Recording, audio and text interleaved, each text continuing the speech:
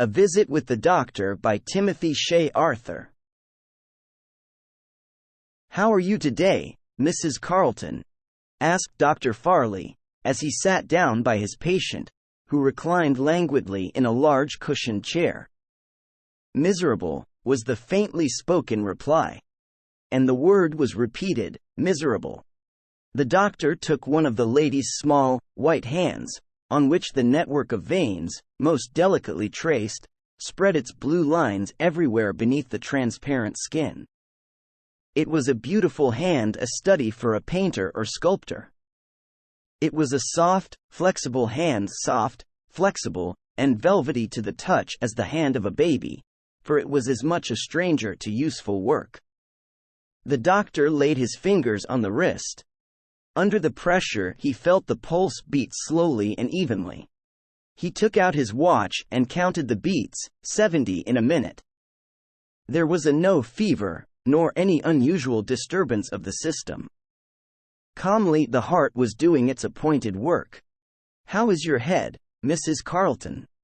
The lady moved her head from side to side 2 or 3 times. "Anything out of the way there?" "My head is well enough, but I feel so miserable, so weak. I haven't the strength of a child. The least exertion exhausts me." And the lady shut her eyes, looking the picture of feebleness. "Have you taken the tonic, for which I left a prescription yesterday?" "Yes, but I'm no stronger." "How is your appetite?" "Bad." "Have you taken the morning walk in the garden that I suggested?" "Oh, dear, no." "Walk out in the garden?" "I'm faint by the time I get to the breakfast room. I can't live at this rate, doctor. What am I to do? Can't you build me up in some way? I'm burdened to myself and everyone else." And Mrs. Carleton really looked distressed. "You ride out every day?" "I did until the carriage was broken, and that was nearly a week ago. It has been at the carriage maker's ever since." "You must have the fresh air, Mrs. Carleton," said the doctor, emphatically. "Fresh air, change of scene, and exercise are indispensable in your case. You will die if you remain shut up after this fashion. Come, take a ride with me." "Doctor! How absurd!" exclaimed Mrs. Carleton, almost shocked by the suggestion. "Ride with you? What would people think? A fig for people's thoughts. Get your shawl and bonnet, and take a drive with me. What do you care for meddlesome people's thoughts? Come." The doctor knew his patient. "But you're not in earnest, surely?" There was a half-amused twinkle in the lady's eyes. "Never more in earnest. I'm going to see a patient just out of the city, and the drive will be a charming one. Nothing would please me better than to have your company." There was a vein of humor, and a spirit of "don't care," in Mrs. Carleton, which had once made her independent, and almost hoydenish. But fashionable associations, since her woman life began, had toned her down into exceeding propriety. Fashion and conventionality, however, were losing their influence, since enfeebled health kept her feet back from the world's gay places, and the doctor's invitation to a ride found her sufficiently disenthralled to see in it a pleasing novelty. "I've half a mind to go," she said, smiling. She had not smiled before since the doctor came in. "I'll ring for your maid," and Dr. Farleigh's hand was on the bell rope before Mrs. Carleton had space to think twice, and endanger a change of thought. "I'm not sure that I am strong enough for the effort," said Mrs. Carleton, and she laid her head back upon the cushions in a feeble way. "Trust me for that," replied the doctor. The maid came in. "Bring me a shawl and my bonnet, Alice. I am going to ride out with the doctor." Very languidly was the sentence spoken. "I'm afraid, doctor, it will be too much for me. You don't know how weak I am. The very thought of such an effort exhausts me." "Not a thought of the effort," replied Dr. Farleigh. "It isn't that." "What is it?" "A thought of appearances, of what people will say." "Now, doctor!" You don't think me so weak in that direction? Just so weak, was the free-spoken answer. You fashionable people are all afraid of each other. You haven't a spark of individuality or true independence. No, not a spark. You are quite strong enough to ride out in your own elegant carriage, but with the doctor. Oh, dear, no. If you were certain of not meeting Mrs. McFlimsy, perhaps the experiment might be adventured. But she is always out on fine days. Doctor, for shame! How can you say that? And a ghost of color crept into the face of Mrs. Carleton, while her eyes grew brighter, almost flashed. The maid came in with shawl and bonnet. Dr. Farleigh, as we have intimated, understood his patient, and said just 2 or 3 words more, in a tone half contemptuous. Afraid of Mrs. McFlimsy? Not I, nor of 40 Mrs. McFlimsys. It was not the ghost of color that warmed Mrs. Carleton's face now, but the crimson of a quicker and stronger heartbeat. She actually arose from her chair without reaching for her maid's hand and stood firmly while the shawl was adjusted and the bonnet strings tied. We shall have a charming ride, said the doctor, as he crowded in beside his fashionable lady companion, and took up the loose reins. He noticed that she sat up erectly, and with scarcely a sign of the languor that but a few minutes before had so oppressed her. Lean back when you see Mrs. McFlimsy's carriage, and draw your veil closely. She'll never dream that it's you. I'll get angry if you play on that string much longer, exclaimed Mrs. Carleton. What do I care for Mrs. McFlimsy? How charmingly the rose tints flushed her cheeks! How the light rippled in her dark, sweet eyes, that were leaden a little while before. Away from the noisy streets, out upon the smoothly beaten road, and amid green field and woodlands, gardens and flower-decked orchards, the doctor bore his patient, holding her all the while in pleasant talk. How different this from the listless, companionless drives taken by the lady in her own carriage, a kind of easy, vibrating machine, that quickened the sluggish blood no more than a cushioned rocking chair. Closely the doctor observed his patient. He saw how erectly she continued to sit, how the color deepened in her face, which actually seemed rounder and fuller, how the sense of enjoyment fairly danced in her eyes.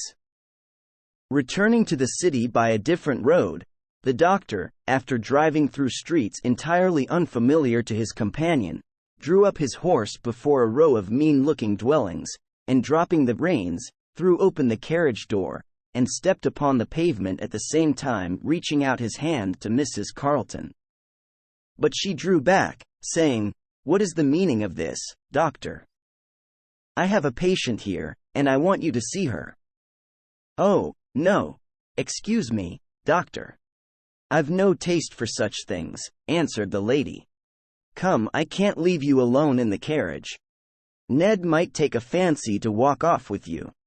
Mrs. Carleton glanced at the patient old horse, whom the doctor was slandering, with a slightly alarmed manner. "Don't you think he'll stand, doctor?" she asked, uneasily. "He likes to get home, like others of his tribe. Come." And the doctor held out his hand in a persistent way. Mrs. Carleton looked at the poor tenements before which the doctor's carriage had stopped with something of disgust and something of apprehension. "I can never go in there, doctor." "Why not?" "I might take some disease."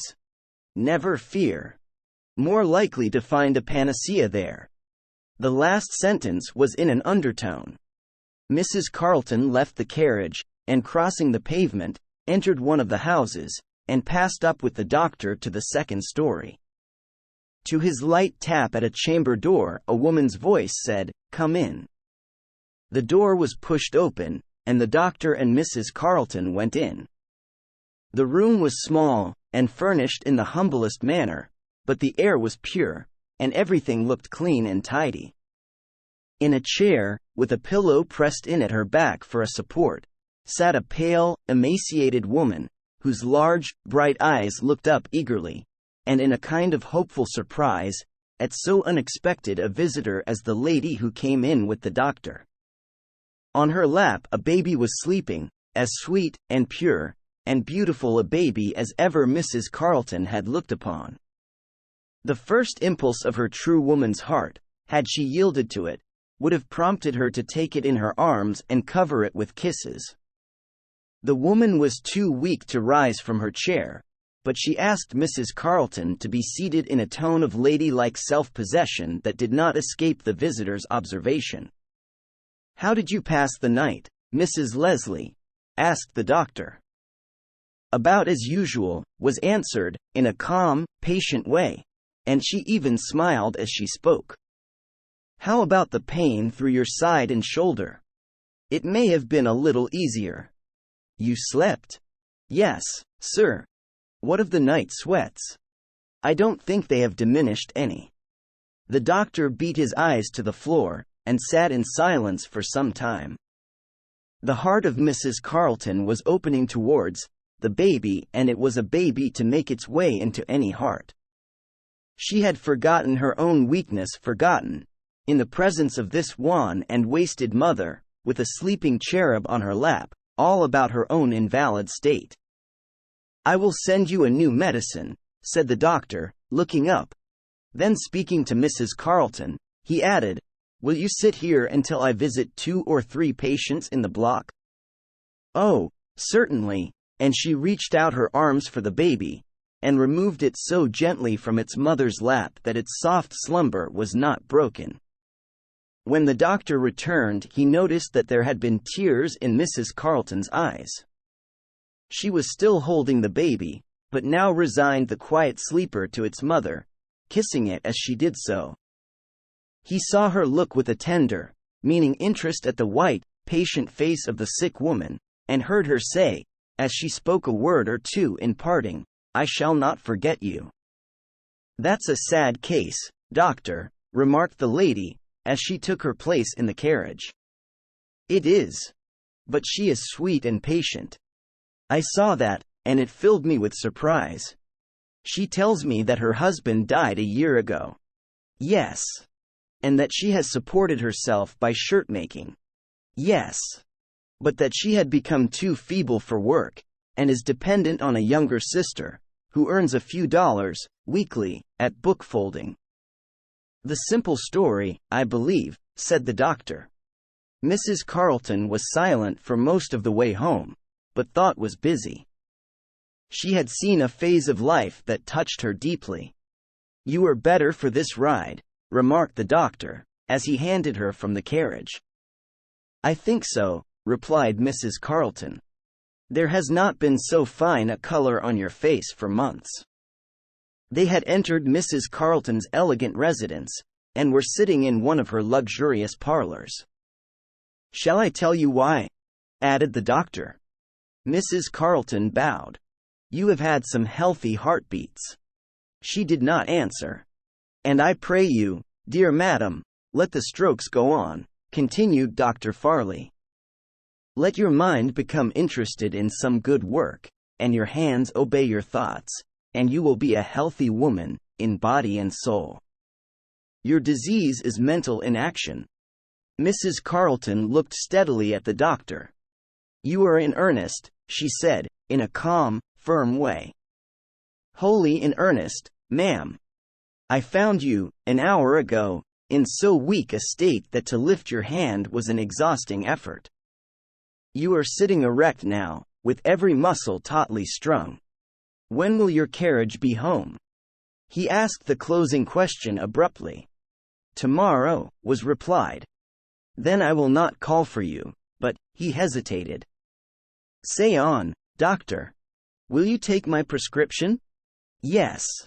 There was no hesitation. "You must give that sick woman a ride into the country. The fresh, pure, blossom-sweet air will do her good, may, indeed, turn the balance of health in her favor. Don't be afraid of Mrs. McFlimsy." "For shame, doctor. But you are too late in your suggestion. I'm quite ahead of you." "Ah! In what respect?" That drive into the country is already a settled thing. Do you know, I'm in love with that baby? Othello's occupation's gone, I see, returned the doctor, rising. But I may visit you occasionally as a friend, I presume, if not as a medical advisor? As my best friend, always, said Mrs. Carleton, with feeling. You have led me out of myself, and showed me the way to health and happiness, and I have settled the question as to my future. It shall not be as the past. And it was not. End. Subscribe to my channel to receive notifications of new audiobooks. If you liked the material, you can give it a thumbs up.